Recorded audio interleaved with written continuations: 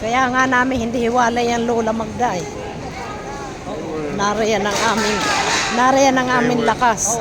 Parang nag-ano na daw kayo. Ngayon wala akong palakas na kasi walang pira.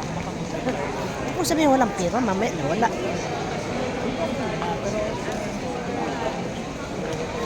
Sabi niya, magre-restaurant. Alam na alam niya. Tumaas biglaan eh. Hindi pala ako ng galing Boracay kami, nakaganto na lang ako. No, Boracay na naman. Kailan?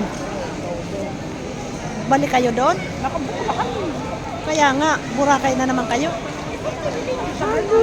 Ah, okay.